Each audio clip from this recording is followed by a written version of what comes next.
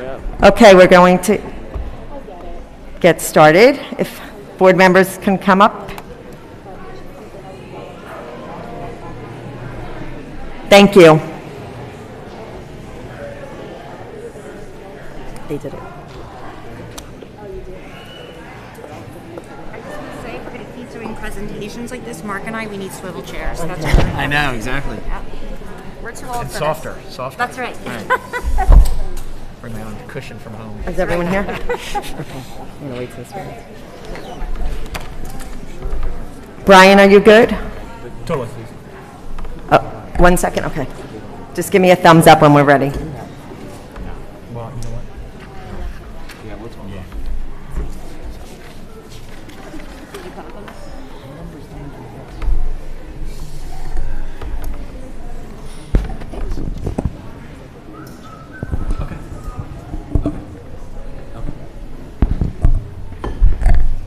Okay, thank you. Thank you for the break. And Vin, can you please take roll call? It is, what time is it? 9:10. 9:10, thank you. Sure. Mrs. Branch? Here. Mr. Ferlin? Here. Dr. Heller? Here. Mr. Shiffrinson? Here. Mrs. Shrem? Here. Mrs. Salachi? Here. Mrs. Strafasi? Here. And Mrs. Wolf? Here, thank you very much. Okay, we're going to move on in our agenda. We are on page 3. Communications, do we have any? No, ma'am. Superintendent's HIB report 0 incidents. from September 16th Yes. to October 20th, 2021. Great. Correct. Our next meeting is Tuesday, November 16th, 2021. Approval of minutes. Be it resolved that the minutes of the following meetings be approved as submitted. August 24th, 2021, regular and executive. September 21st, 2021, regular. I so move. Does anyone, could I have a second? Jen, thank you. Do we have any discussion on those minutes? Vin? Mrs. Strafasi? Yes. Mrs. Branch? Yes. Mr. Ferlin? Yes. Dr. Heller? Yes. Mr. Shiffrinson? Yes. Mrs. Shrem? Yes. Mrs. Salachi? Yes. And Mrs. Wolf? Yes, thank you. We're going to move to our committee reports. Buildings and Grounds Committee. Susie? Susie, I think you're... Yep. So we just had a meeting right before, and we talked about AC, which is something that makes me very happy, something that we want. And let's see, so it's going to cost us just a little over $6 million. It's going to take a couple years. Our aim, our goal, is in the first year to try to get 1 to 2 buildings. That's our goal and our hope. And then after that, 1 building per year after that. We're looking to go out to bid in the new year, so sometime January, February, sometime in the new year. And yeah, that's about it. So And we I'm touched excited. briefly on Mr. Ellsworth, Yes. which we'll have more conversation. Yes, we touched briefly on Mr. Ellsworth. Great suggestion, and just something that we'll continue discussing. Hey, that should be like a mini cheer, right? Air conditioning? Come on. Right? Little cheer. AC, AC in the buildings. Yep. Thank you. And thank you, Vin, for all that work on that. Thank you. Yeah, it's great. And for the Buildings and Grounds Yeah, Committee for thank being you. so Yeah, really exciting. active in that role. Thank you. DIAC. Michael. We met on October 21st, and the DIAC is the District Evaluation Advisory Committee. Essentially, it's we meet a few times a year to look at our evaluation practices in the district, namely for staff members, how they're evaluated. Some of the things we touched on was observing in a nonverbal pre-K and alternate types of communication, observing those teachers. So thank you to the Special Services Department for attending that meeting, all 3 of you, and your insight and input. We also talked about developmentally appropriate mindset when observing at the Abbott Center and our younger population of students. Specifically, we also looked at the special education classrooms and helping them apply the Danielson, which is the model that we use to observe our staff, helping them apply the rubric and set them up for success for highly effective teaching. We ended with just discussing the components on which staff members are observed, which we actually reverted back to our pre-pandemic observation components. So during the pandemic, we removed a few because they didn't really apply while we were either not physically in the classroom or kind of in and out like we were. But now that we are back, we have reverted back to our usual observation components. And that does it for DIAC. Great, thank you. And thank you to that committee for going on to the call. Policy Committee. So we just received a new alert. We're going to process, go through the usual policy chain, and then take it to the policy committee. Great, thank you. We're going to move on to our presentation of access for ELL's testing performance for our ELL students. Please do that. Just to quickly introduce this, Mrs. Kimberly Georges is our supervisor of ESL. For those of you out there, just to help you understand, ESL is the program, English as a second language.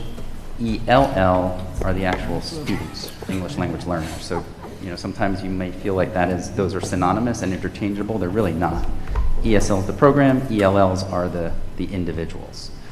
So Mrs. Georges has provided a quick video for us just to talk about the program in general, and then report out on the Access for L's scores, which is essentially a standardized assessment that all of our ELLs take on an annual basis. Good evening. My name is Kimberly Georges, and I am the District Supervisor of ESL. Tonight I would like to present to you the Access for L's annual report. However, before I review the results, I would like to take a moment and talk about our process for identifying students that are limited English proficient. Our limited English students are identified through a variety of ways. Upon registration, a language survey is given to the parent to complete. Any language other than English that is reported is noted, and the registrar fills out an online form that goes to me, and I arrange to have that student screened. When a student transfers from another district, the registrar will alert me if the parent noted ESL was provided, and I or the ESL teacher will contact the previous school to gather more information. If a student was in the ESL program, we automatically enroll the student in our program. For the new students that need to be screened, the parents are notified as to the results, and they do have the option to opt out of the program. Our district ESL program is aligned to the New Jersey Student Learning Standards, the WIDA English Language Development Standard, and are also aligned to our district curriculum guides. In grades K through 5, the students receive 30 minutes of ESL instruction each day, and the students in grades 6 through 8 this year are receiving a full period of ESL, and for the students that have newly arrived to the country, they are getting an additional push-in period in their support classes by the ESL teacher.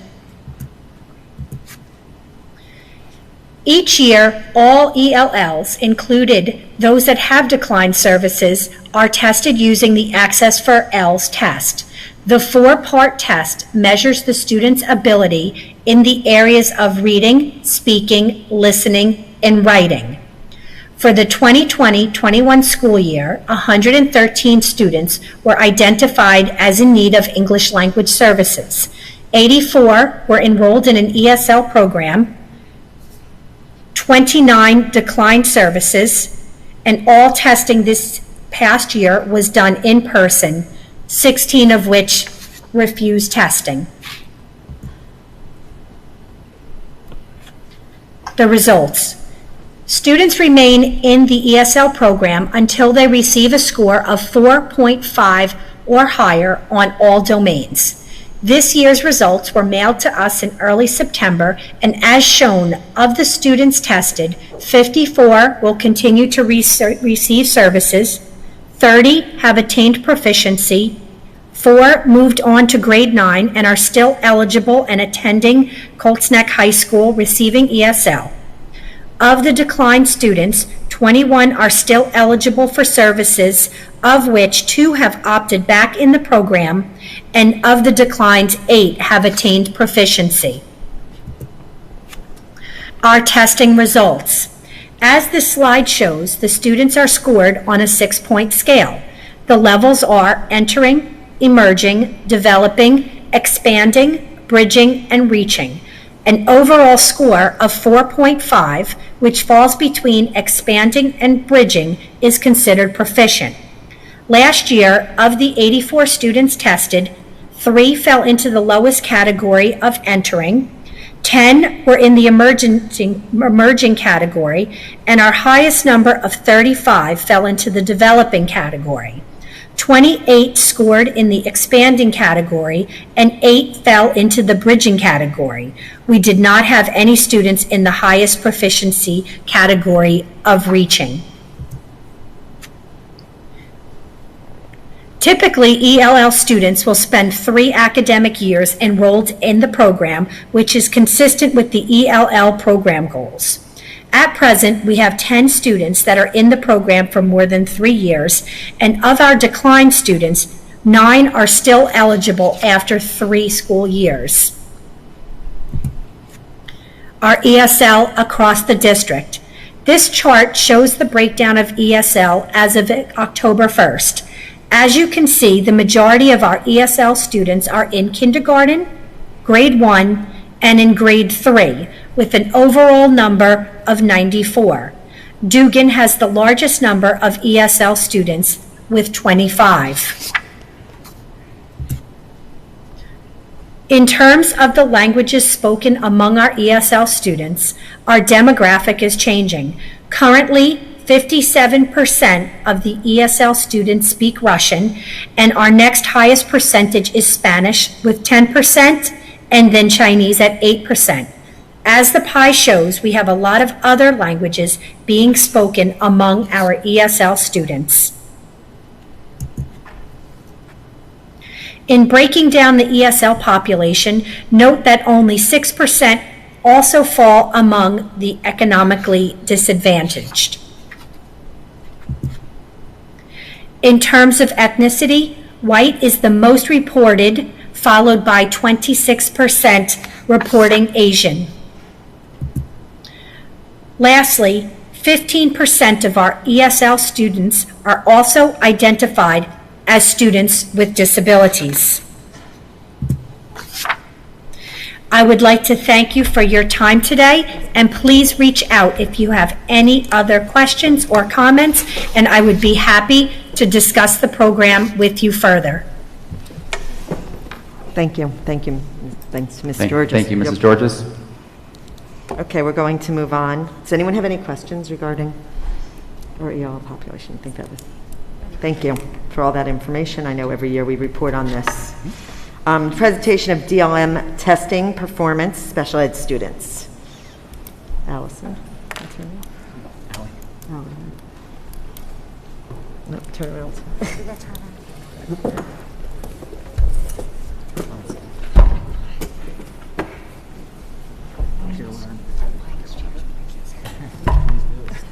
have it on my phone. Can you share it back there? Yep.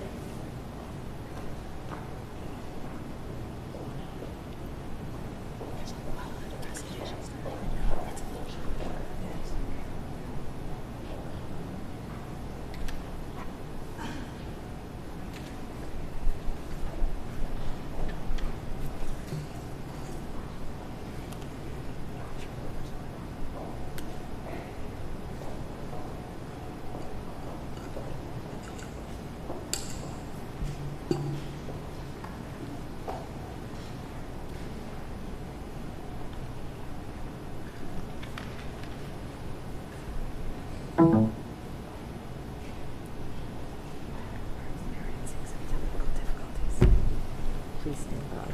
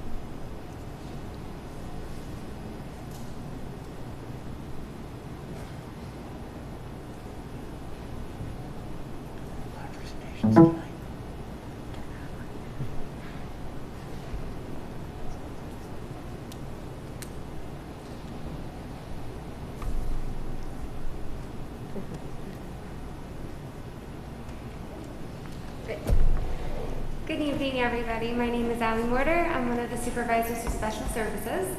Tonight I wanted to speak to you about the DLM test. So the DLM test is the dynamic learning maps. It's an alternate assessment test that corresponds with the NJSLA assessment. This is primarily for our students in special education, and it's really our 1% of our special education population that is really impacted the most with their disability, and they're unable to take the NJSLA regardless of the accommodations that we might be able to provide them. So what is the DLM? The Dynamic Learning Maps Assessment is a collection of short testlets that's released to the students, and it's a tiered test. It measures the academic achievement of the students with the most significant cognitive disabilities in grades 3 through 8. All of our students that qualify for the DLM test are assessed in ELA and math, and then additionally, grades 5 and 8 are assessed in science, just as they would be for NJSLA. These assessments are based on essential elements. These elements correspond with grade level specific expectations related to the standards for students in general education. It's a tiered assessment driven by individual student responses and accuracy. How we roll this test out, our teachers are provided with information. And you can go to the next slide, please. Once they are provided with the criteria to meet that our students have met this criteria in order to qualify to take the DLM, our case managers work with our teachers in order to ensure that the tests are ready to roll out in the same testing window as NJSLA. These criteria, you can find them on the DLM website. It is a state criteria that is rolled out throughout, and we follow it to the T. Our case managers work as a team to review every individual that has an IEP, and then that information is brought to our office where we also weigh in and make sure that this assessment is going to be the best option for our students. You can go on to the next one, please. How is it administered? The students, classroom teachers, and content teachers are responsible for administering the test to each of the students who meet the criteria. The DLM is a tiered assessment dependent on student performance based on the essential elements. Each digital testlet is released individually for ELA, math, and science through a testing portal. So similar to NJSLA, the students will have an individual login. However, these testlets are very short, so they're about 5 to 7 questions in each content, and it's tiered. So based on the results that are coming in, how they do on the first testlet, it's either going to stay at level, it might tier below if they didn't get enough answers correct, or if they got them all correct, it might tier them up closer to the state standard. The students are assessed over a period of time that is appropriate for each learner. So if your child is taking the DLM test, you might hear that they're being tested over a couple of days, and that's because we don't really want to overwhelm them with their testing, but also we need to make sure that the testlets are being released appropriately and that we give time for them to be tiered so that we're really getting the knowledge and the understanding that they can demonstrate. Understanding the test results. So when we get our test results of our students, they're not given a specific grade score. We hear that they're either emerging for that essential element, they're approaching their target, they're at their target, or they're advanced. Now, when we hear that a student is advanced in the DLM, that's when in the next school year, we talk to our CST members and we talk to our teachers and we really see, okay, they came out advanced in this content. Are they ready to try the NJSLA with certain accommodations? Or do we need to give them one more round with the DLM to make sure that we're giving them the best assessment at their ability? The performance level descriptors are an overview of the knowledge, skills, and understanding that students typically demonstrate at a specific performance level and a DLM test. Not every student will demonstrate the skills described in each level, and each tiered assessment is very individualized, so we might have individuals that are in the same grade level, but their ELA testlets look very, very different, and it's really how they're performing at each and every step of their way of their assessment. When we interpret the results, there are guides that we follow from the state test, and it is available for all parents, teachers, and administrators to access throughout the year if we're unsure, or really when we're trying to consider this criteria and we're having the discussions with our families during our IEP meetings, we might reference these results to help. So moving to see how Marlboro did last year. A little bit of background knowledge. I'm not sure if you are all aware that our students that take the NJSLA were not assessed in the spring window, but our students that take the DLM were. They were brought in person, and they took their spring assessment as if COVID really didn't impact them. So they were able to come in and show their understanding and to really demonstrate that they were meeting some of these essential elements at grade level. In district, we have 27 students that took the test last year. 5 were in LLD classes, 17 were in our MD classes, and 5 were in the autism classes. In district, we had 4 also that had a hybrid model of their testing. So some took the DLM in ELA, but then they were assessed in NJSLA and math. This comes down to meeting certain criteria, and when we're talking in an IEP meeting, we have a really honest and open conversation with the families to see what we can try based off of previous test scores or how they're performing in their classrooms. At our district students, we had 12 students take this assessment. 5 were in MD classes and 7 were in autism classes. This is just a demographic breakdown of the individuals that were assessed. Really, we considered our ethnicities, the race, and also the student income data. If you would like to get some specifics, you are more than welcome to email me, and I'm happy to share my PowerPoint with you. Marlboro students performed really well, and I realize it's hard to see this graph and to kind of map out how they performed. So in the next slide, I really broke it down for you so that you can see across the board in our district on how we performed in each of our content. In ELA, we had 1 student in the emerging level, so that is our basic level, our tiered level. In the approaching the target, we had 3 students. At target, we had 17 students, and that's pretty incredible. That's showing that our students were able to demonstrate their understanding and find success in their assessment, and that it was really appropriate for them, especially in ELA. We also had 2 students in the advanced stage. For math, we had 4 emerging students. We had 6 approaching their target, 6 at target, and then 3 advanced students. Our numbers are different in math because some of our students took the NJSLA. So that's why the math is not the same as the ELA test. And then for science, our numbers are considerably smaller considering that it's only grades 5 and 8. We had 3 students in the emerging level, 2 students at approaching the target, 1 student at target, and we didn't have any advanced students as of last year, and we're hoping to see those numbers grow this year.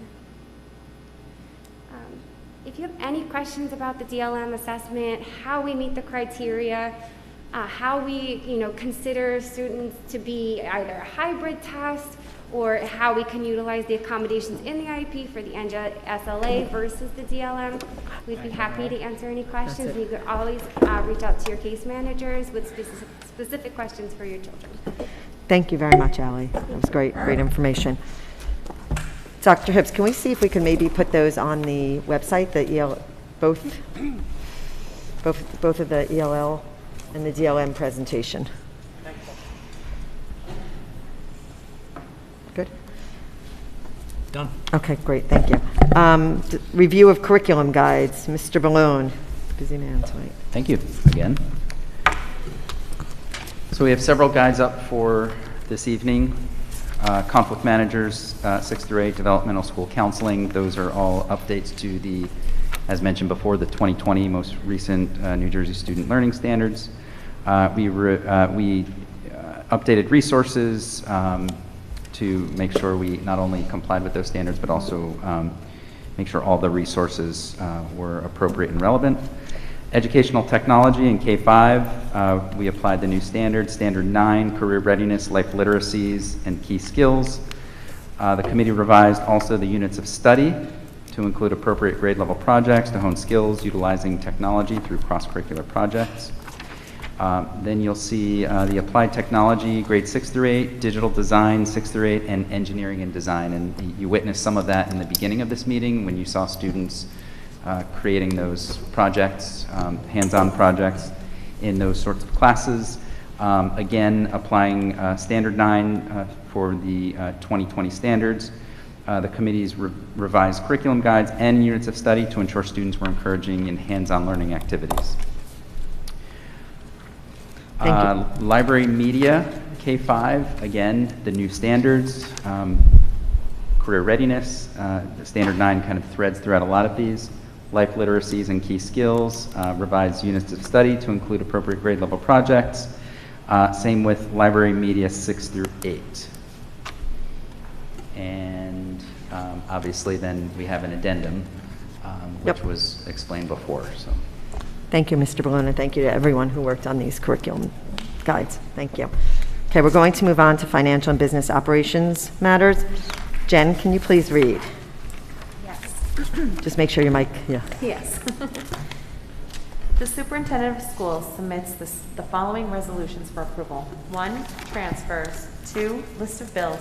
3, secretary monthly reconciliation reports. 4, harassment, intimidation, bullying report.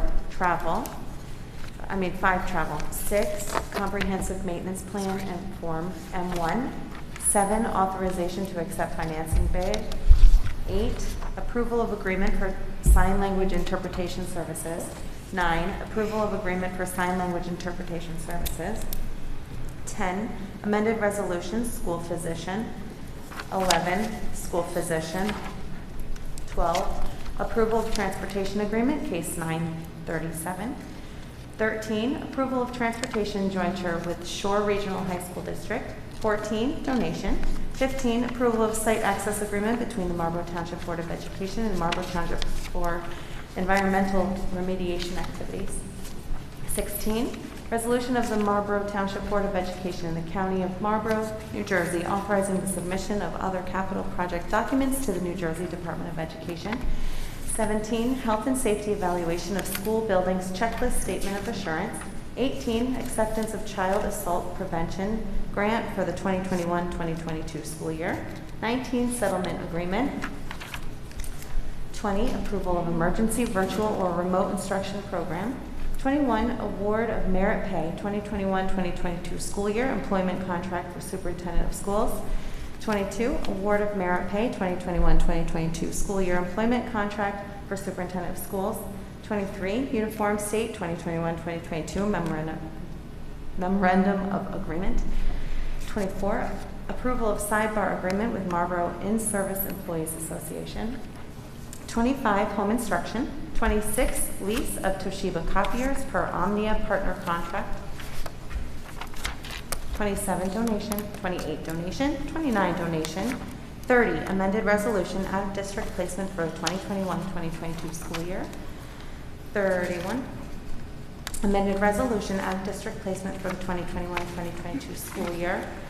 32, non-public school requests for technology purchases under the New Jersey Non-Public Technology Aid Program for the 2021-2022 school year. 33, non-public school requests for security purchases under the Non-Public Security Aid Program for the 2021-2022 school year. 34, New Jersey State School Safety and Security Plan Annual Review Statement of Assurance. 35, approval of 2021-2022 school year Board of Education goals. 36, state contract purchases. I so move. Thank you, Jen. Do we have a second? Jen. Do I have a second? I second. Thank you, Jill. we have any discussion? I would like to just kind of address, because one of the other parents spoke earlier about. I can't hear you. I'm so sorry. That's okay. Can you hear me? Yeah? No? Take Jen's. No, just because it was stated earlier in the public comments that some parents make statements and then we don't seem to hear the statement or react to it. So I just felt like hearing that someone asked about the merit pay and the awarding of the merit pay. That's negotiated, and he has achieved what we agreed to, and so we're voting to just make the payment. So I just wanted to address that. Here, obviously, people disagree with that. Hear it, but he had a contract. It stated what we expected him to do. He delivered upon those expectations, and we are voting to do what we were supposed to do, which is pay you for what we asked you to do. So I just wanted that to be said. Thanks, Trish. And I just wanted to thank the donation of 6 picnic tables and 2 benches from the Marlboro Elementary School Student Activity. And we had a bunch of donations. Marlboro Middle School PTO donation of $250 for classroom seating. Frank Tofino, $3,914 for the purchase of a projector for the Frank Tofino Central Elementary School. And thank you to Red Tomato Urban Pizzeria for a donation of 7 $10 gift cards for recognition of teachers responsible for the student impact presentation at each month. That's very nice. Thank you. Anyone have anything else? Okay, there are 2 corrections for number 5, travel. Okay. The first being the attendance of the ASCD Leadership Summit in Orlando. That is actually being pulled, so that will not be voted on. That's being removed. Okay. And the third to the Future of Education Technology Conference. That is actually January 24th through the 28th, not June. Okay. Thank you for those corrections. Seeing no more discussion, Vin? Sure. Roll call. Mrs. Branch? Yes, but I abstain on 5 because it's related to my travel. Mr. Furlan? Abstain from 21 and 22, otherwise yes. Dr. Heller? Yes. Mr. Shiffrinson? Yes. Mrs. Shrem? Yes. Mrs. Strafasi? Yes. Mrs. Salachi? Yes. And Mrs. Wolf? Yes, thank you. Curriculum matters. Trish, can you please read? And we have an addendum as well. I think it was left on your... Thanks for sharing. The superintendent of schools submits the following resolution for approval. 1, approval of curriculum guides, and is that an addendum? Number 2, approval of health curriculum, 1, approval of health curriculum guides. I so move. Great, thank you. Do I have a second? Jill, thank you. Any discussion? Thank you for making that change and for everyone listening to the community and feelings on that. Thank you. Vin? Roll call vote. Mr. Furlan? Yes. Dr. Heller? Yes. Mr. Shiffrinson? Yes. Mrs. Shrem? Yes. Mrs. Salachi? Yes. Mrs. Strafasi? Yes. Mrs. Branch? Yes. And Mrs. Wolf? Yes, thank you. Jill, do you have your glasses for personnel matters? Oh. Sorry. Yes. I Okay. do. You're so good. Remind me. Thank you. All right. Personnel matters. Superintendent of Schools submits the following resolutions for approval. 1, retirements. 2, resignations. 3, employment certificated staff. 4, employment instructional assistant. 5, employment school aide. 6, employment bus driver. 7, employment maintenance mechanic. 8, employment additional teaching time. 9, movement on guide. 10, re-employment school aide. 11, amended salary, certificated staff. Did I say that right? 12, amended hours and salaries, non-certificated. I'm never going to say. Do I am saying it right? For staff. Yes, All right. Sorry, I'm very tired. I apologize. This is up past my bedtime. 13, amended salaries, non-certificated staff. You're so mean, Robin, picking me. 14, stipend, maintenance worker. 15, assistants, after-school activities. 16, amended start date. 17, staff paid with IDEA funds. 18, transfer certificated staff. 19, transfers non-certificated staff. 20, nurse substitute caller stipend. 21, curriculum para coaches. 22, curriculum ESL family facilitator curriculum writing. 23, curriculum ESL family literacy program facilitator. 24, amended curriculum writing, special ed level literacy interventions grade 1 through 8. 25, amended summer nurse work, documentation protocols. 26, stipend, mentor teachers. 27, extracurricular activities advisor. 28, amended extracurricular activities advisor. 29, substitute teachers. 30, substitute secretaries. 31, substitute school aide. 32, substitute school monitor. 33, substitute couriers. 34, substitute transportation secretaries. 35, student practicum. 36, paid medical disability leaves. 37, unpaid leaves of absence. 38, amended resolution leave dates. Let's go. Yep. Is that it? Yep. Oh, I so move. Great, do I have a second? Susie, thank you. Do we have any discussion? First, congratulations to the teachers who are moving on the guide, and second, very sad to see Dr. A. Retiring from Marlboro Middle School. Big loss to the district, an amazing person, advocate for the students, just a phenomenal person. And can I just add, not just a phenomenal person, how considerate was it that she's retiring in June, and she's so thoughtful of our students, knowing it's going to take time to find a good one, especially with everyone being so short-staffed. It was very kind of her. Yeah. Very thoughtful. That's so. Dr. A. Yep. And that's one of our gen ed psychologists that we spoke of before. I know we have retirement comments, so let's just take roll call and then yeah. Just to make a correction, Dr. A, it should read 28 years experience, not 27. Thanks, Dan. 28 instead of 27. Would you like to take roll call? Yep. Mrs. Salachi? Yes. Mrs. Branch?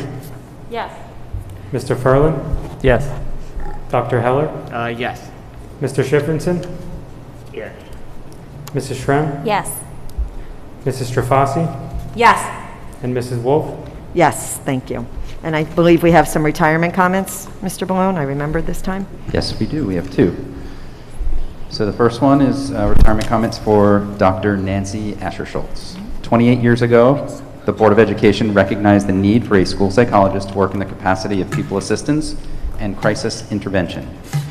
Dr. Nancy Asher-Schultz was selected as the first professional to fill this position. She brought years of experience in the field of mental health and a wealth of knowledge to Marlboro. Back in the 90s, Nancy created PACs, Pupil Assistance Committees, initiated student support groups, and provided intervention strategies for students dealing with a myriad of adolescent issues. She was responsible for facilitating the Drug-Free Schools and Communities Act grant, created support groups for parents and staff in dealing with adolescent issues, and served the middle school as a consultant and interventionist to the school counselors, the child study team, administration, and staff. Still today, Nancy regards each report and student or adult concern with understanding, importance, and compassion. She spends many hours with at-risk students, assisting them in adjusting and adapting to the middle school environment and program. She is an excellent counselor, working closely with students who demonstrate social, behavioral, or academic problems. Dr. A, as many of us refer to her, has proven to be an integral member of the staff, particularly in her role as the 504 coordinator. Nancy assists in the creation of the 504 plans and monitors their implementation. She is the INRS coordinator, RTI team member, HIB anti-bullying specialist, school climate committee coordinator, and the coordinator for the Rebel 2, RAD, and peer-to-peer student leadership programs. The Hawks leadership team, another creation of Dr. A's, has evolved into another student leadership group that adds to the overall positive school environment. She views her role as one who teaches, supports, and empowers others. She leads the monthly parents group meetings through coffee and conversation that stemmed from a PDP plan years ago. She's created a place for parents of middle schoolers to openly discuss any topics brought to the table. There is no greater compliment to Dr. A than being asked to supervise and train interns and in pursuing similar school positions. Dr. A has served in this mentorship role to many candidates who were fortunate to learn from the best. Added to her many commendations are letters from grateful parents, recognition from Rutgers University, for training and speaking with graduate students, recognition from the Marlboro Alliance for her consistent work in drug and alcohol prevention, and a letter recognizing her as a 2015 Marlboro Middle School nominee for the Governor's Educator of the Year program. Sadly, we have experienced tragedies and crises over the years that have affected our school district and community. Nancy is always called upon to provide guidance, expertise, and support. She is known to be knowledgeable and resourceful in recommendations and in providing her leadership. Nancy serves on the Marlboro District Crisis Committee and is a member of the Monmouth County Traumatic Loss Coalition as part of the team called to support other districts in the event of a crisis. These notes provide a small glimpse into Nancy's many contributions during her professional career here in Marlboro. We will all miss Nancy's daily interactions, her welcoming ways as she greets students, quote unquote, good morning, and her message to all, my door is always open. We wish Nancy a well-deserved retirement to pursue new adventures. She's looking forward to spending time with her husband Dave, their children Jess, Michael, Allie, and her husband Mike, and grandchild Liam. Knowing Nancy, she will be devoting her time to family, supporting organizations close to her heart, and travel. We congratulate Nancy.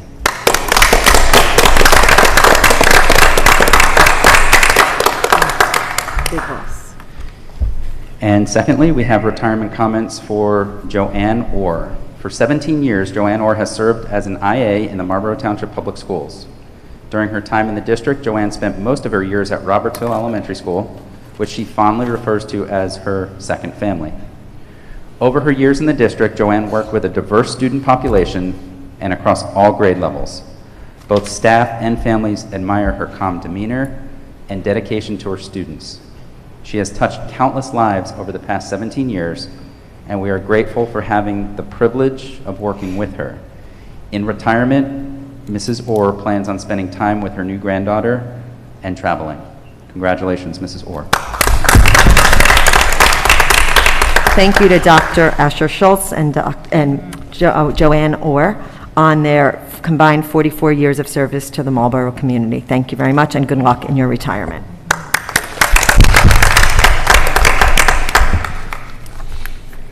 Policy Development and Community Relations Matters. Randy, page 45.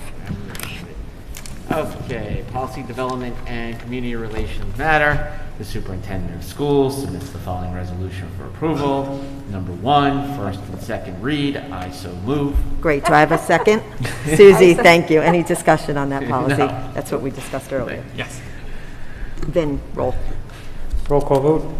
Mrs. Salaci? Yes. Mrs. Strafasi? Yes. Mrs. Branch? Yes. Mr. Ferlin? Yes. Mr. Shiffrinson? Yes. Mrs. Shrem? Yes. Dr. Heller? Yes. And Mrs. Wolf? Yes, thank you. We're going to move on to our liaison reports. Monmouth County School Boards Association liaison. So we had our meeting September 28th, and it was hybrid.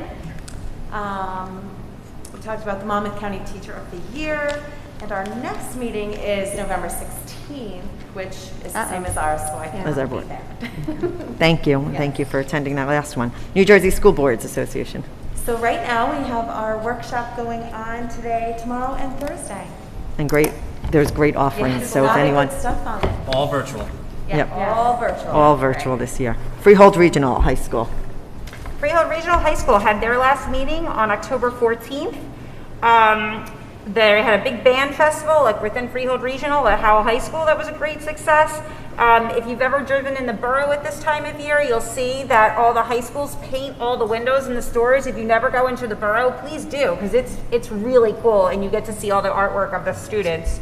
Awesome. And last but not least, in case you haven't noticed, there's an election on Tuesday, and one of the things on the ballot is the referendum, and so it'll all be infrastructure and paving. And if you need proof of the infrastructure needs, I have pictures from my daughter on the phone of horrific leaks in the school where they were trying to get towels and paper towels, and it was pretty rough. So, and that's that. Thank you. And they also posted on their, they sent out an email today with pictures. Oh, did they? Yes. Okay, yeah. Yes, I just know my but- daughter sent me hers, yeah. Marlboro Township Alliance, Steve, I don't think they met. There's been no meeting. No meeting yet. They're still waiting to figure out the alliance. Marlboro Township Liaison. COVID testing truck is back open. The new location is the swim club parking lot.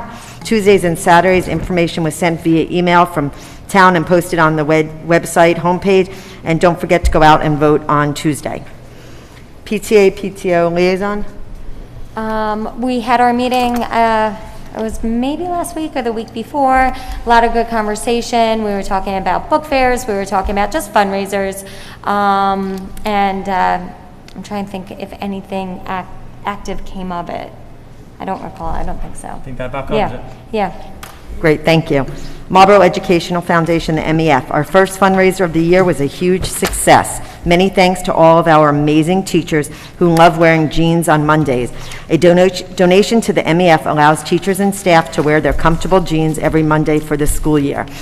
The MEF will be dedicating a grant to the much-beloved late Dugan teacher, Mrs. Luciano, thanks to the many donations in her memory. And the teachers' 2021-2022 grant deadline is November 8th. We are hoping to receive some amazing and creative grant applications. Thank you. Old business. Actually, I do have something. Almost 2 years ago, we introduced a measure or asked about recognizing teachers for plus 25 years. Then COVID hit, and we haven't brought that up since then. And I'm hoping that we can go back to that start. Sure. I actually had spoken to Liz, I think but we yeah. actually have the plaque, right, Ben? Yeah, we do. Yeah. Yeah, we're doing Plaque is in, but Okay. I mean, at the At a meeting. At recognizing the board meeting, sure, yeah, we can do that, absolutely. I had spoken to Liz about it a while You have? as well. But Yep. we definitely have the 25-year plaque. Okay, right, Yep. okay, I'm just looking. And that's a for great idea. It was great to have them, recognition. and At the board we meeting. Yep, Right. certainly we can do recognize that. them. Thanks, Randy, for bringing that back. Thank you. Paul, could you email Vin about the 25-year coming to a meeting, please? Thank you. New business. Evan, you Oh, go. oh. We're both- Go ahead, Jen. Jen, you go first. I was gonna do new business if we're. Okay. Yeah, no, you go first. I was gonna Well, do do you a have little new bit of old business, but, AC, can we just take a moment? I'll tell you something, that's always bothered me as a parent. One of the reasons why I got on the board was my frustration with the fact that we didn't have AC in our elementary schools, and thank you, Vinny. Yes, thank you, Vinny. Have it right now, but we finally have A plan. A plan. And I think, like, I know that there's a lot going on right now, but can we just take a moment? That's Yeah. really exciting. Yeah. Thank you, Trish. And thank you, the B&G committee and this board for supporting and What wanting does Steve say? the We'd like AC. new business as well. Oh.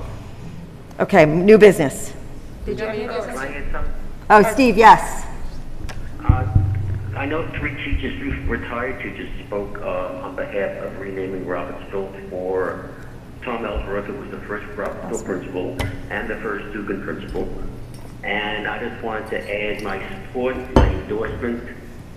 Anybody who worked for him, worked with him, or happened to be lucky enough to have him as their principal, we're always deeply impressed by his knowledge, his concern, and his depth of caring. And over his career in Marlboro, he profoundly affected the lives of thousands of kids and thousands of parents. So I completely support renaming Robertsville to Tom.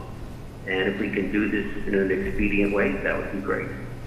So, thank you. Thanks, Steve. My new business.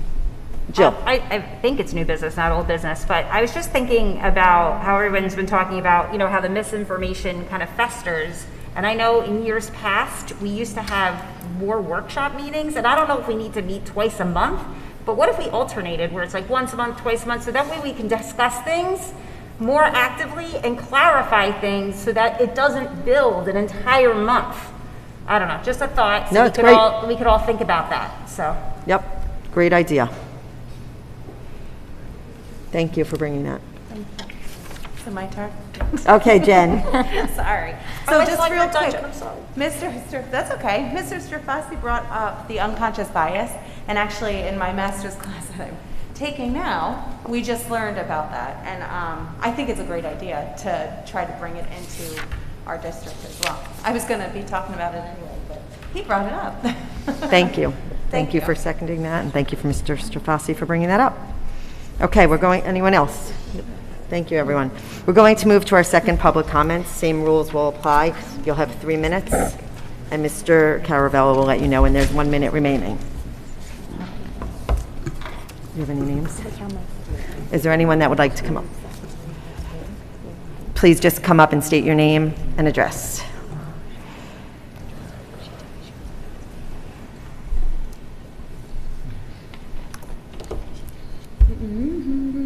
Hi, everybody. My name is Annette Seward. I live at 18 Nashua Drive in Marlboro. I'm just going to quickly jump on the shout-out bandwagon and recognize the 10U Marlboro Mustang football team who made it to the second round of the playoffs. Marlboro Township was also recognized as very gracious hosts for the playoffs, and I just want to thank the football parents for pulling that off. I want to thank the board tonight for your in-depth presentation and explanation of this month's hot topic, the curriculum. I would also like to take a moment to recognize if such measures were taken before the vote, so parents could be better informed of your more filtered and appropriate standards, maybe Facebookgate never would have happened. You stated yourself just tonight that you'll see what happens after the election. You've asked for specific examples, and these are mine. When concerned parents came to the board with our anti-mask mandate, you made it very clear that you, Dr. Hibbs, can and won't go against the governor's mandate, that your hands were tied and you would revisit this decision as the science changes. Here we are, almost November. The tents are coming down. Marlboro Township infection rate today is 0.3%, with a 90% resident vaccination rate, and the transmission rate in Monmouth County altogether is less than 1%. And yet, we still have no option when it comes to what's best for our children regarding masks. Hypothetically speaking, Dr. Hibbs, when a more aggressive suggested curriculum rolls out for New Jersey State after said election, can we count on you to dismiss and omit any lessons deemed inappropriate as the word that caught so many people's attention? Or are you going to continually comply and tell us that your hands are tied and there's nothing you could do? While I respect your stance on not allowing such verbiage to make its way into our classrooms, this kind of transparency that we saw tonight is what is now expected of you and the board. Thank you. You got it? You can talk on it. Sure. Well, as far as the mask goes, you're totally right. And, you know, I'll even go on record as saying this, and some of you may not even realize this, so I'll bring it to your attention. On Election Day, there's an administrative order that was signed that states that, and 6 out of 8 of our buildings are voting places, that people don't have to wear masks in schools.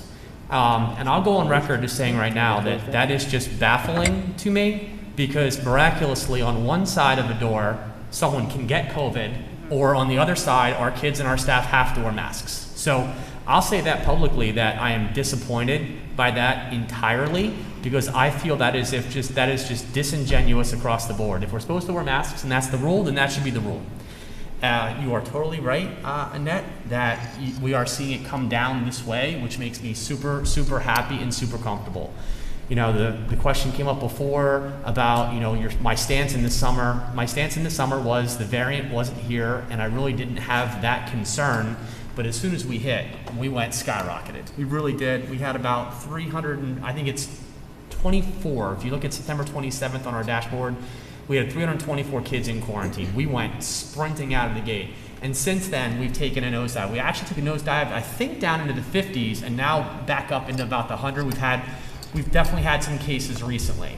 If we continue on this downward trajectory, I will be happy to advocate for choice, 100%. I'll say that publicly. That was my same stance that I said in the summer.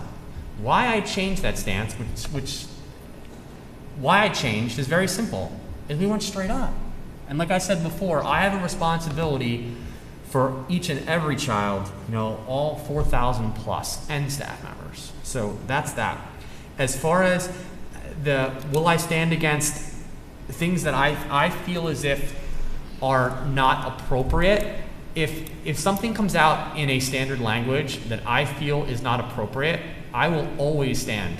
Just like, and I get called out on this for disseminating information when I feel as if there's inaccurate information being put out about our district affecting our reputation, I will always stand for what I think is right. We may not always agree on where that line is, and that's okay, and that's the way it should be, because no one ever agrees on anything. But yes, we have good, healthy debates on what is appropriate and what is not. And when we sat down to look at the consternation that was happening, right or wrong, we took everything else out of it and we asked ourselves a few simple questions. Are we teaching it? The answer was no. So at that point, why does it need to be in there? It doesn't. It was a real simple answer for me in that moment because we were not teaching it. Nothing had to change. The family life units that depended on that standard in the right-hand column were unaffected and unchanged. So yes, if there's things that I feel are inappropriate, I speak up. I spoke up at roundtable with all the superintendents in the room just on Friday about how ridiculous it was with the concept of masks on election day in front of the executive county superintendent and about 70-ish superintendents. I spoke up about the ridiculousness, in my opinion, of the Start Strong assessment to check a box and put our kids through more testing when our assessment system is 17 times as strong as what was done, but yet no one will listen to us and say, hey, can we talk about how individual districts can demonstrate what they're doing for the individual child? If you ask us, a standard and a kid, we can tell you how they all do on a specific math or ELA standard. Start Strong doesn't give us that. So to answer your question, absolutely. Thank you. Thank you. Next. Mrs. Colby?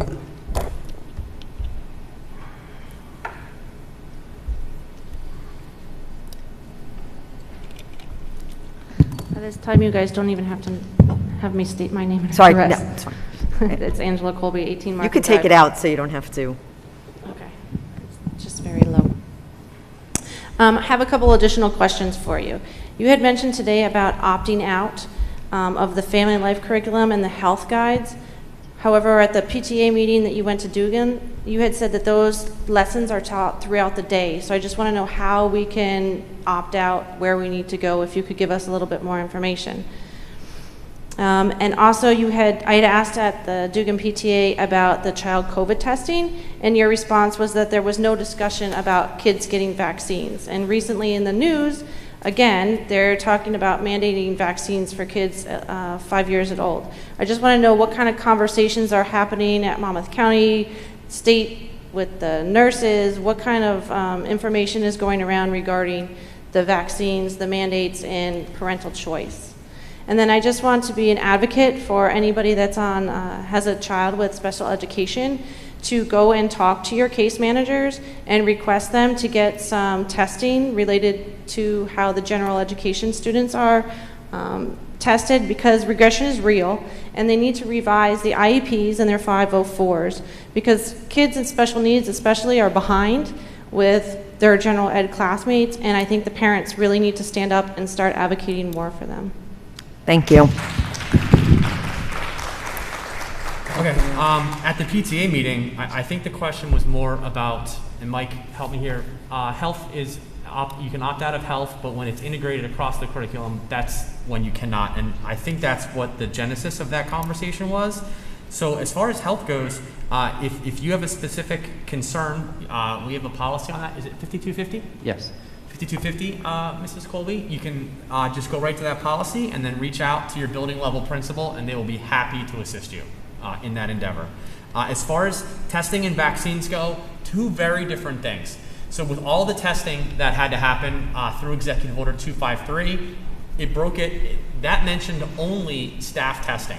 Somewhere along the way, the state of New Jersey then lumped in kid testing into that. What you won't see as well is that we're very much against a mandate on testing children. I am personally. I think that should be a parental decision on when and how you get your child tested, 100%.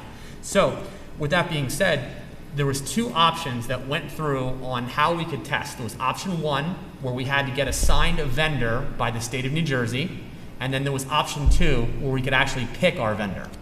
We went with option one, to be honest with you, because option two lacked any real direction on how we could get reimbursed. And Ben, I think that's really why we said no to that one, correct? Correct, and we would have had to go out through a separate procurement process for a vendor. Yeah. So we were assigned Rover Labs. Initially, out of the gate, it was said that we didn't have to, or that we should test kids. We all put up a big roadblock and saying we're not okay with that. And then it miraculously changed to it's optional. Now, Rover Labs is assigned to a lot of districts. They were, in my opinion, overwhelmed by the breadth of schools that they had to deal with. So they were very happy to just discuss staff testing. So as far as child testing... She was asking about mandating vaccinations too. Okay. I got it. Just want to make sure you got that one. Got it all. Because she mentioned testing first. As far as testing goes, it will always be your choice. As far as vaccine goes, the questions about whether or not there's any form of discussion about mandating that for kids, not around me. Not in any meeting that I've ever been a part of.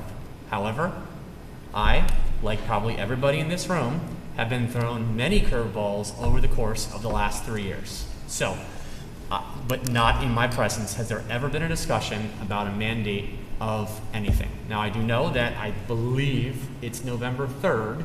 There is a vote about the vaccines for kids. I think that's the date. Don't quote me. I'm sure you can Google it. And then, you know, the 5 through 12 age group. What happens after that? I learn on Twitter just like you do, sadly. Thank you.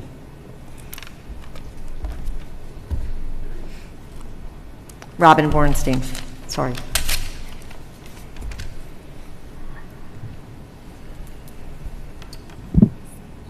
Hi, good evening. Robin Bornstein, 24 Barnswallow Boulevard. I just wanted to get up here to sort of echo the sentiments that the teachers and Mr. Schifrinson had mentioned about Mr. Ellsworth. I was fortunate enough to be one of the students that had him as a principal. And I can tell you this is not going ahead and saying anything negative or whatnot about any other principal that I had, but I could not tell you any of the other principals that I've had. But when I looked at the agenda and I saw his name on there, I cried because I never forgot him. I can still tell you now what he looked like. Don't ask me about any of my other principals, though. I couldn't tell you because I don't remember. He was always in the halls. He was always wonderful with all the students. There were plenty of times that I was in the office, many times for positive reasons, sometimes not. We won't tell my mother about those. But I loved having him as a principal.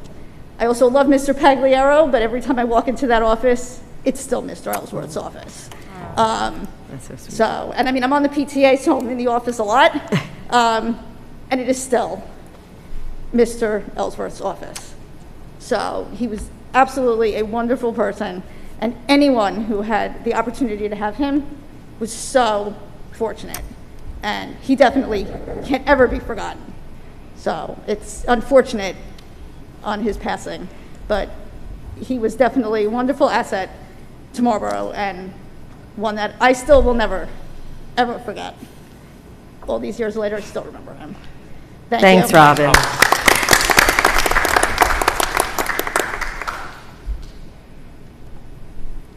Someone back there. Victoria Dean.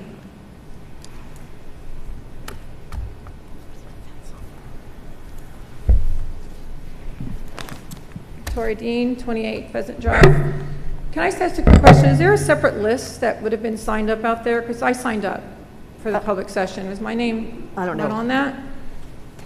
I didn't plan on waiting until 10:15 to talk.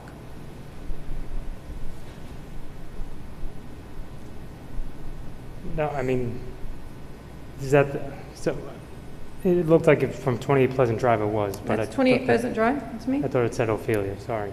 That's my mistake. How do you get Ophelia from Victoria Dean? Because Anyway, it's okay. there's really not a V on there, but. It's okay. So the post that was on Facebook that was referenced, is it fair to say that it's a state standard and that when you vote on a state standard as a board member and the examples of that you are voting yes, that you agree with it? That's my first question. Number two, I'm glad you brought up, Jill, workshop meetings, because I sat through plenty of them. You were at a lot of those. That's when the questions are asked. That's when the deep dives go in on a $90+ million budget. The parents are able to hear questions, concerns of the community. You can bring forth those questions. I'm not sure why they went away. I don't understand. I watch the meetings. I still am involved. I don't have kids in the district, but I see that you come in and you're saying that you ask these questions through email. That's a courtesy to do it through an email. You know, you can do it publicly. So the public that voted you in as an elected official to represent the township, the kids in the district, the seniors in the district, this entire Marlboro Township, know that you are asking the questions on a budget that's affecting their taxes and affecting their school district. So I encourage that to go back to the workshop meetings. To the board members, the next Board of Ed president, I encourage you to protect your board members and let them feel that they can ask these questions in public, and so that people can hear them. And I don't know, really taken back by the entire conversation, how it started, the idea of attack. I felt it was an attack. If it's a fact that's posted on Facebook, it's not a misrepresentation. It's a fact of a standard. And the way a person voted on it is a fact. So that's my opinion, and I'm entitled to it. And I respect all of you. I thank you for sitting on the board, putting your time in. I know what it is. I've sat 7 years there. For 6 years of those 7 years, I had a board president that represented us. And that board knew that the administration answered to Dr. Hibbs, and Dr. Hibbs answered to the board, not the other way around. And that Mark comes and drives here. 1 minute, Mrs. And he's the lawyer, and he's here to answer questions. Ask those questions in public so we can hear the lawyer give us the answers. And I don't think that anything should be just emailed. Be transparent. Restore the board. Thank you.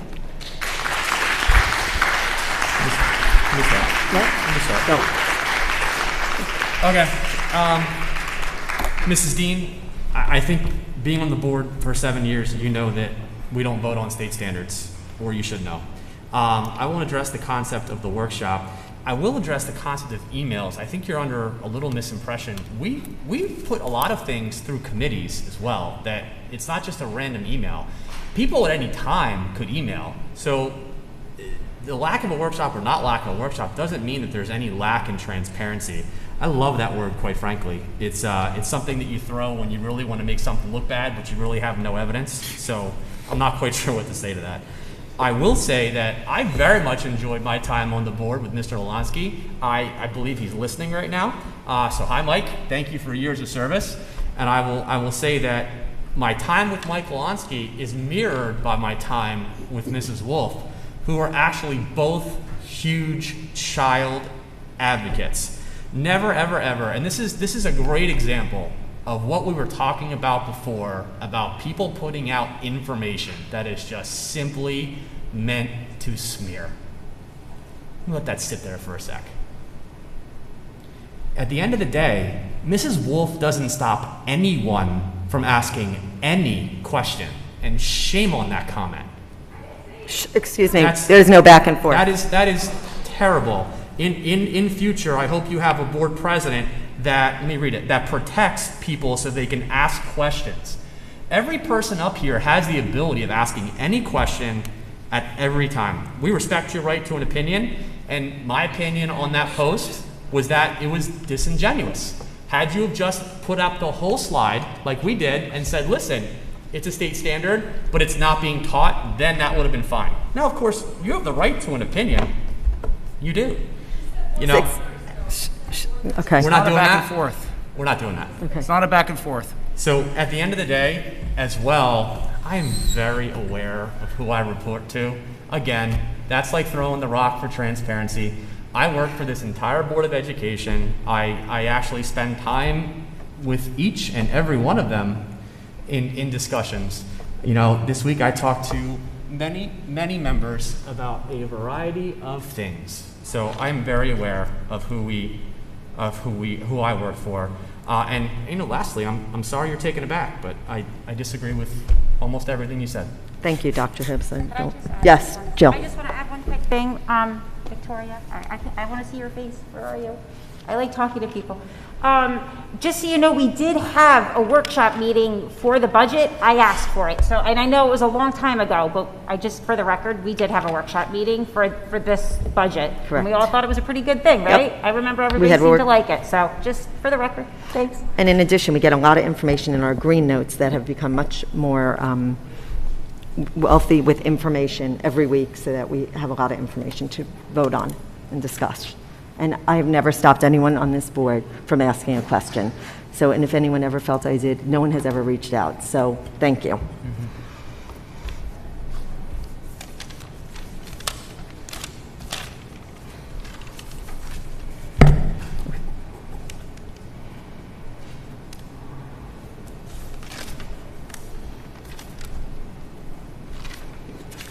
Kathleen DePasquale, I live in the Marlboro Township.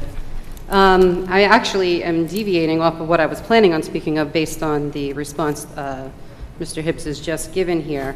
You know, there's a policy called the Harassment, Intimidation, and Bullying Policy, 5512.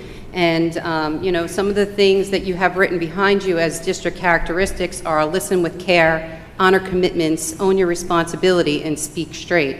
And quite honestly, I've told you several times over the past many meetings, outright call members of the community and past BOE members liars by name, parents that are liars. And, you know, just a quote from your own policy, harassment, intimidation, or bullying is unwanted aggressive behavior that may involve a real or perceived power imbalance. It goes on to say that harassment, intimidation, and bullying means a gesture, any written, verbal, or physical act, or any have the effect of insulting or demeaning any student or group of students. Tonight is at least the third, possibly the fourth, maybe even the fifth time I've heard with my own ears, point you, Mr. Hibbs, and Dr. Hibbs. Mrs. Wolf, that you're calling the community liars. And, you know, in your role as sitting here in charge of our school district, you know, that's an abuse of power as far as I'm concerned. So my question to the board is, you know, the community has a whole bunch of policies that they have to sign their rights away with when they have to get access to the student pupil portal with the approximately 1,000 policies that, you know, are very detailed and actually quite strip a lot of parental rights out of them. So does the superintendent have any does he have to abide by a harassment, intimidation, or bullying, or a civility policy, which quite interesting, that civility policy that you haven't provided us with a complete update goes on to say that if parents ask too many questions, you can actually say that they're not abiding by the civility policy, which is recently added in. And, you know, you've said that you're going to get back to me, but to speak straight, again, as one of your district characteristics, you've told me several times that you would get back to me on other questions I've had in August. I've asked very specifically about the dress code, the dressing and grooming policy, 5511, on how the letter is supposed to go to a doctor's physician, and I have not been followed up with that. I've actually received quite a few written email communications with you for the 3 years that my children were in district, and you're always telling me I'm asking too many questions. So, you know, you don't really get back to anybody about any of the answers of the questions, so I'm quite taken back that as your responsibility of taking responsibility, again, one of your district characteristics, that you don't actually own up to those yourself. And I'm quite appalled that the BOE here, including the board president, is sitting here and intimidating and harassing and demeaning the members of this community. Thank you. Thank you. I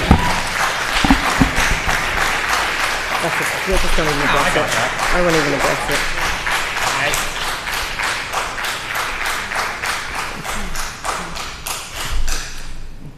Awesome. Okay, so I disagree with everything that you said. Literally, I didn't think it'd be possible to disagree with every word. Stop, please. Stop. Sir, you don't have a right to disrupt this meeting. Or you can leave. That's it. So at the end of the day, Ma'am, I'm not even quite sure where to start with that. I don't think I used, did I use the word liars tonight? I mean, I think I said misrepresentations, I think I said mistruths. So at the end of the day, you know, I did say a host of lies before, but, you know, if you are entitled to an opinion, so am I, about, in my opinion, behavior towards our district, period. So, you want to, the question of the dress code, please email it to me, and I'll be happy to. To be very honest, you put a whole lot into 3 minutes, so it's really hard for anyone to follow along and to actually figure out what that question is. So I'm happy to address that concept. There's on lots masks. of emails back. I'm not quite sure what you're looking for specifically with the doctor's note. So, okay. Okay, thank you. We'll make sure to check that. Yes, Ms. Senni.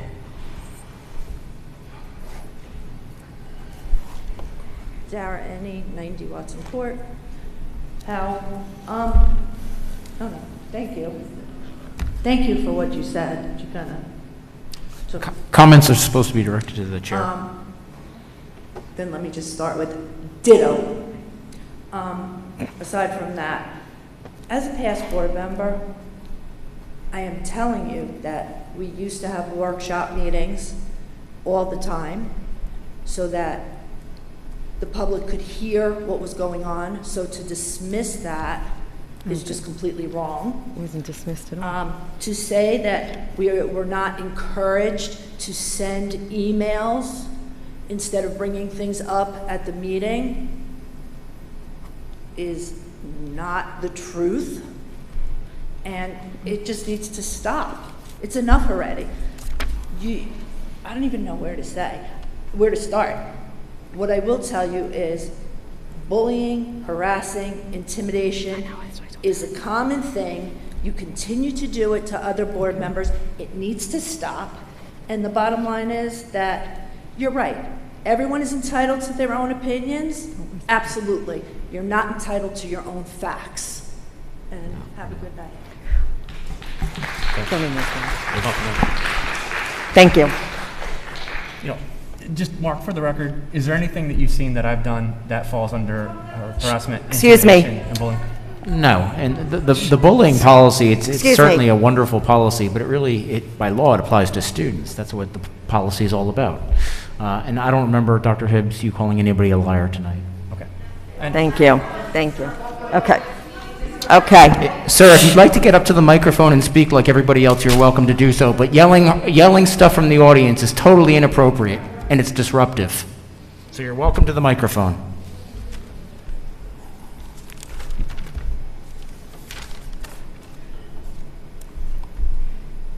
You have Samuel 12 York Road, Marlboro. First of all, you're taking everything personal, which you should. But when you take it personal, you should act on it, not neglect it, okay? You're neglecting everybody's opinion. You're refusing everybody's opinion, okay? All the points pointing at you now, and you're still refusing, you're still opposing, you're still denying, you're still not understanding, okay? You ask everybody to address your doctor, okay? But when somebody asks a million questions, in 3 minutes, it's too much to digest. Doctor. Right? What's doctor? So now,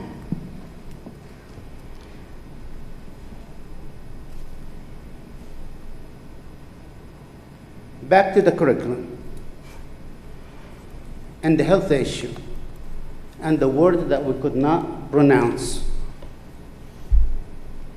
Or what you're saying, this is what's coming from the state, with the ugly picture.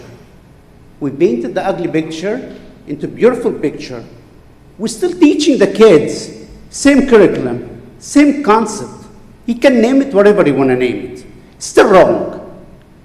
Kids should not be receiving this material, period. Whatever you want to name it, name it. Whatever you want to call it. You want to believe it or not. We are the parents entitled for our kids.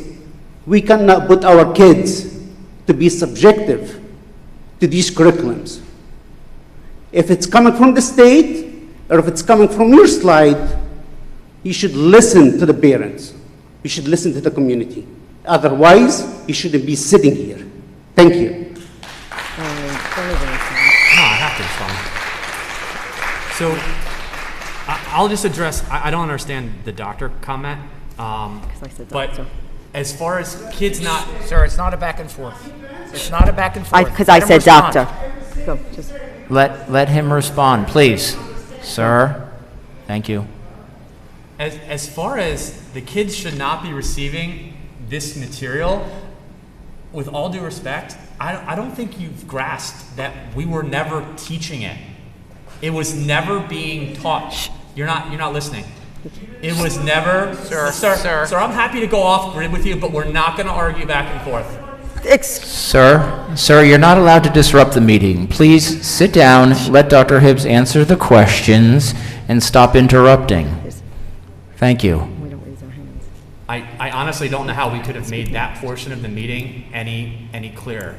It was not taught. So, sir, if you'd like to have a sit-down conversation about it, yeah. Sir, All right, you are way hostile, and it's not okay. We can have a respectful, sir. Okay, sir, I'm sorry, we're going to have to ask you to leave if this is how your behavior continues. Do we have anyone else that would like to have a public Okay. She's allowed up again? Is she? No, I think you need to... Wait, we have to just see who else needs to come up. And then we're going to close the public comment. Yeah. Okay. We still have an exec session.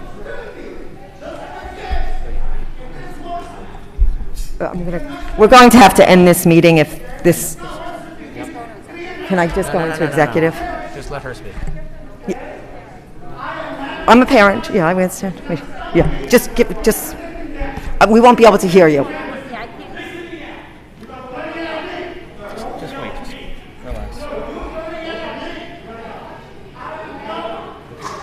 What's his name?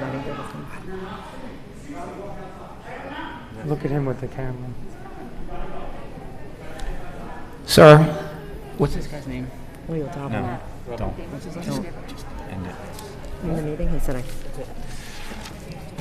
We'd like to continue with the meeting in a professional, peaceful way. So, Ms. Wolf, is there anybody else who wanted an opportunity to speak? Yes, I have this.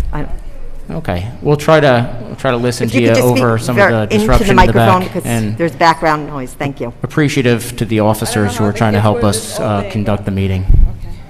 Okay. Phoebe, 3 Windcrest Road, Marlboro. Hi, Dr. Hibbs. Hi, Phoebe. How are you? You've seen me before, but I know. How are you? I don't know. Could be better, I guess. But first of all, I understand all your position, but you have to understand these are parents, and if you put yourself in their shoes, and these are your kids, you'd be looking at things a little bit differently. Anyhow, I was planning to skip this for next time, but since he brought it up, so there's a section in health, 2.15, says differentiate between sexual orientation and gender identity. And the way to apply that, as you said, because I did compare this, and I actually did explain this to a lot of people, and I've been following this from 2019, and we spoke in January 2020, if you remember. Which I like the answer you gave me, and I'm getting a little bit conflicted with what I hear. But to apply this, it says, at teacher's discretion, the class will discuss. So I want to understand what is teacher's discretion, because one teacher's discretion could be different than another teacher's discretion, could be different than my values that I teach my kids, could infringe upon my religious belief, and this is something that the school has no position crossing. So how do you control that? Because I think, I don't know, somebody said they heard earlier that you don't necessarily control the curriculum or what goes on in the classrooms. You give them a just general, broad way of, I guess, administering the material, but you leave it to their discretion. I didn't personally hear that part, but I don't know if you would please clarify that part and tell us how you would handle, just making sure that the teachers don't say anything more than what they should, or to not convey the wrong message to students. Sure. Thank you. Yeah, happy to address both of those. Mike, you can jump in as well whenever. Just make sure she's done. Oh, were you done, Phoebe? I'm sorry. Was that? Yes, I'm done. Okay. Thank you.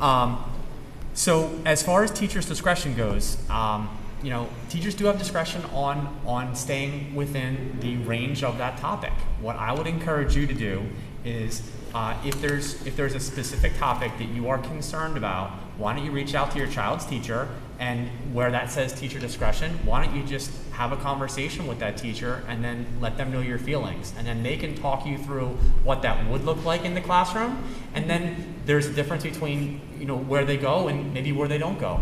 But they do have a level of discretion in having conversations with children. As far as the second piece is, we do control what's in the curriculum all the way, and that was the right-hand column. So, well, that was fifth grade, and I understand teachers will have discretion. If you tell them teach exactly this way, they're gonna put in their 2 cents, whatever. But if you leave it completely open for them, that doesn't control things. And again, as a parent, some parents worry about retaliation from the teachers. I mean, I don't, but it's out there. I mean, not everybody has the same courage to speak.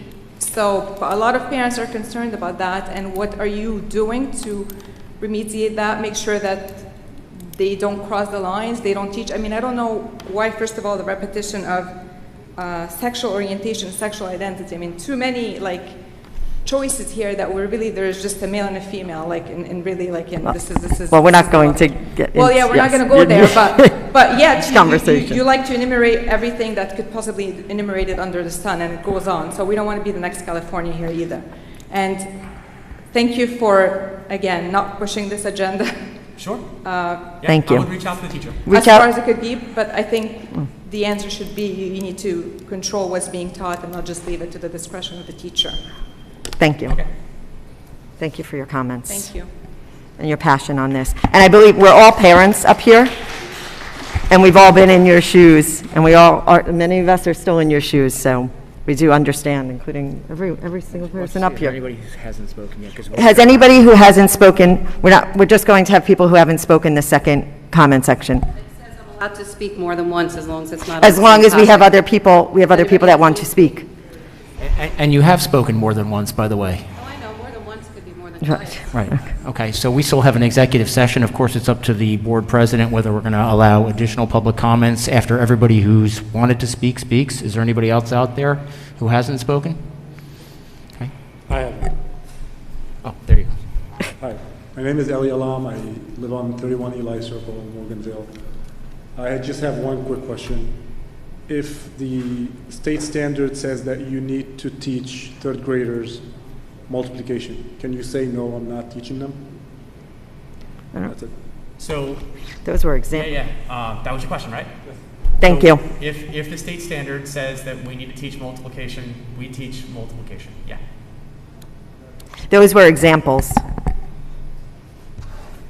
I understand. I think he's saying because it was on the state standard. Oh, it was on the state's. During this portion already? No. Let him finish and then.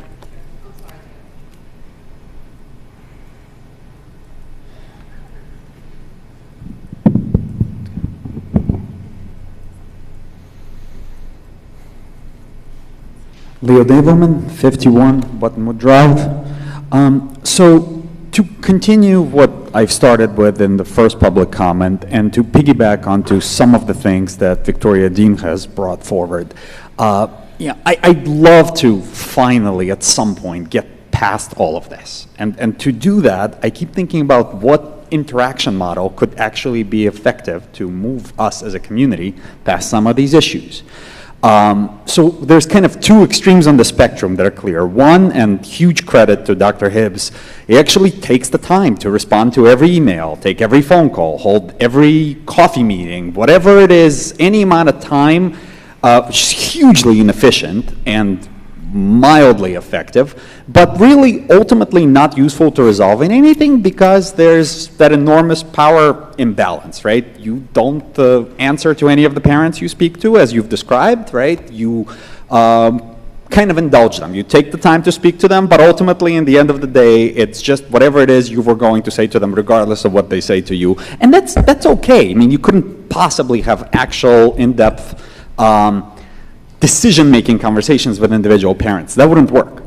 Right? On the other side of the spectrum is what we've observed some really awful examples of here today, and frankly, in the last month, even worse examples, of where you, Dr. Hibbs, you, Ms. Wolf, and several other people on occasion pretend to be the ministry of truth. Far from it, right? It is an awful look. It does the exact opposite of what you wanted to do, right? When you declare something to be truth and sort of put the mic down and say, thus it shall be truth, that just erodes credibility and people tune out and don't even listen to what it is you were saying and what positives there might have been contained therein. So to my mind, the only possible alternative, and in fact the one that's provided in the design here, is that there is a board that is not obsequious, that actually provides that link where the board members could speak to the community, could listen to the community, could have those private conversations with the community, 1 minute, Mr. David. and could bring those conversations in the workshop setting or executive meeting setting, or God knows what other setting, that would actually get the in-depth answers that the community is looking for. That's why we're so fired up. That's why we're so involved in this election. But it's far past this election. Whatever changes on November 2nd is not going to be the end of it. The only way past this is to have you guys, who are still going to be here on November 3rd, take this job in a different light. You have to be able to ask the tough questions on our behalf so we can stop and maybe move on to celebrating the cool stuff our kids do. Thank you. Thank you.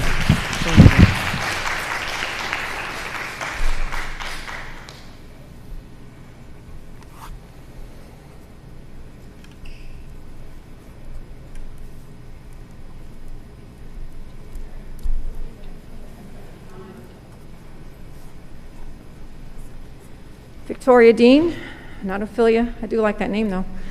28 Pheasant Drive, Marlboro, New Jersey.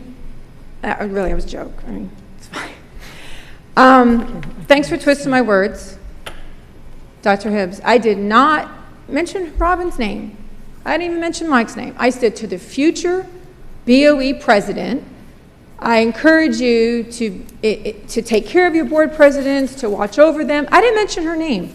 I didn't sit under her as a board president, so I don't know how she treated her board members, other than I said there was no more workshop meetings. And I know you don't vote on state standards. You vote on I understood that. What I'm telling you is what was posted was a factual part of an example that the teachers could, how do we know they're not going to teach that? And if there had been workshops and discussions, maybe that would have been taken out before instead of having to backpedal and do it tonight, because there was conversation that night about that word and about the concerns. People talked about it, and they referred to Mr. Ballone, and he said, nope, it's not going to be taught, it's okay, and it was dropped. But it could have been pushed, and it could have been maybe talked about that night and set aside, and it could have been voted today. That's all I was saying. So don't twist my words, okay? And it's not a question, and I'm not, kind of felt intimidated, but not really, because you and I go back a long way. I sat next to you for a long time. I don't dislike you.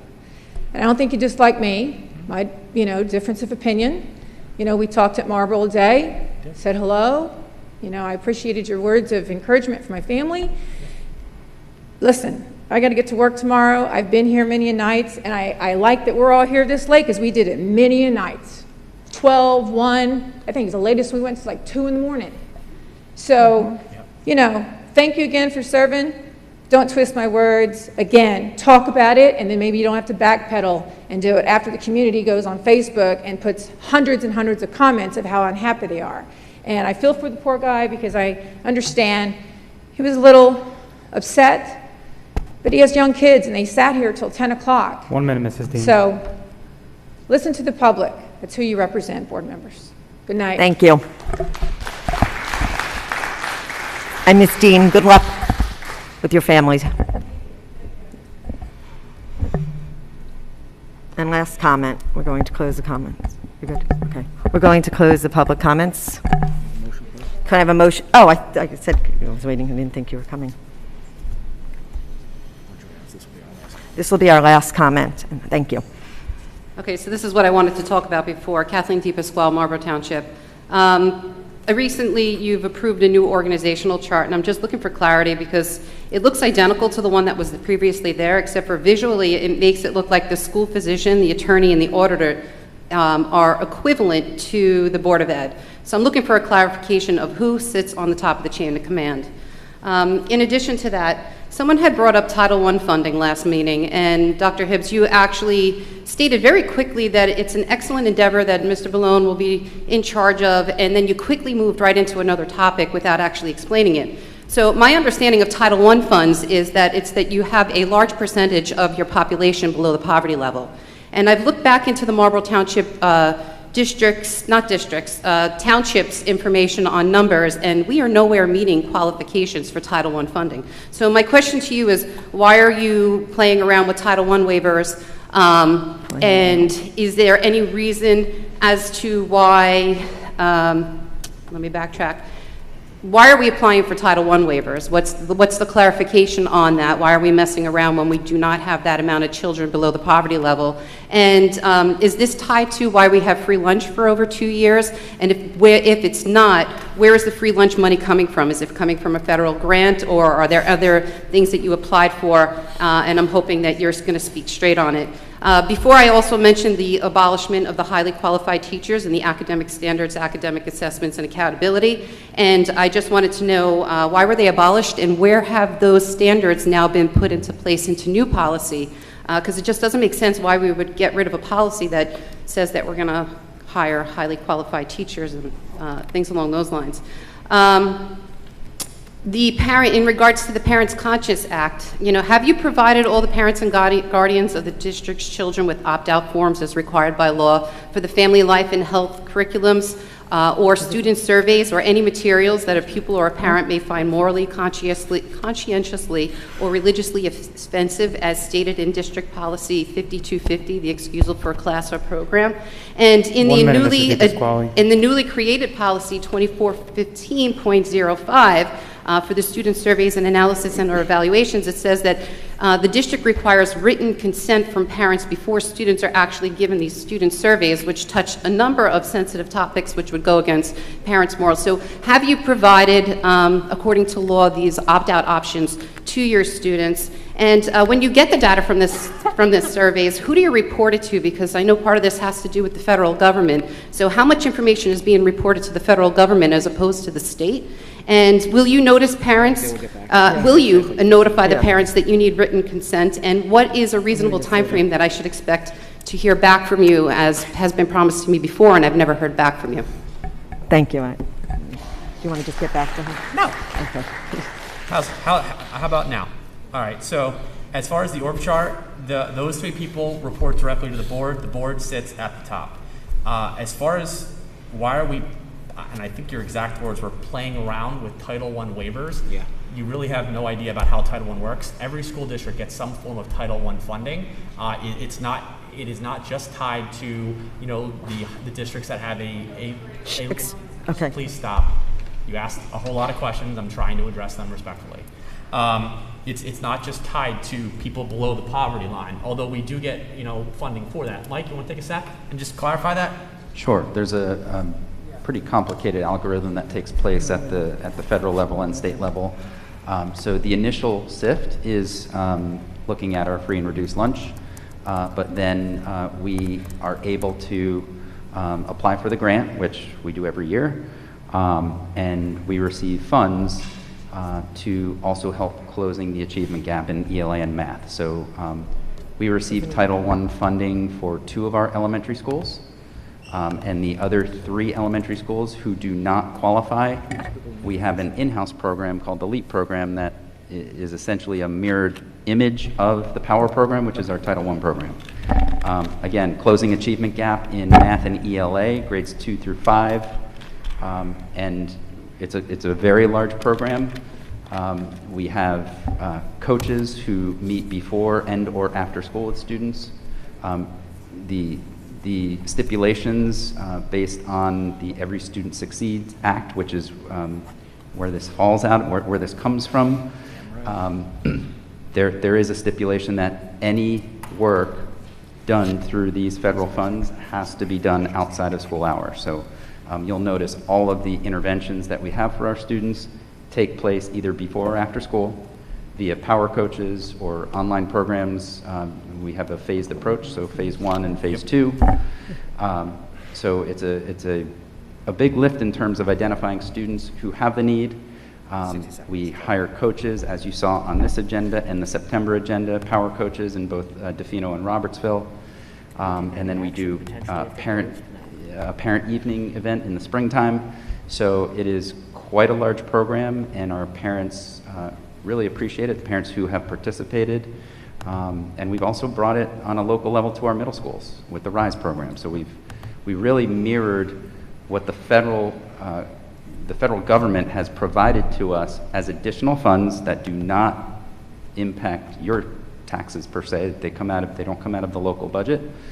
And then we've mirrored that program to cater to our students in the middle school and the elementary schools that do not qualify.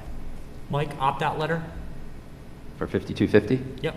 Talk about that. How do we disseminate that? Yeah. So the opt-out letter for 5250 for the health curriculum dissection or anything related to sexual education, there is an opt-out policy, 5250.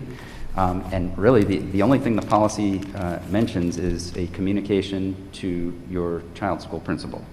However, we do have a letter that gets sent from our health teachers when those topics are being covered.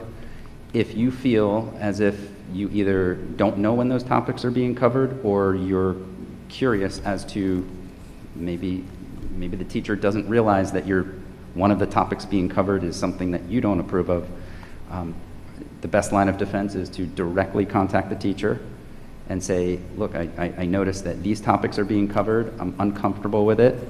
I would like to opt my child out of that instruction. It's very simple. Just they'll accommodate you. Perfect. Thank you. Mike? Thank you. Mike, surveys? And then the federal and state, I'm not aware of. Okay, what was the survey? It was survey related. Are we doing a survey in regards to this whole topic? And then what?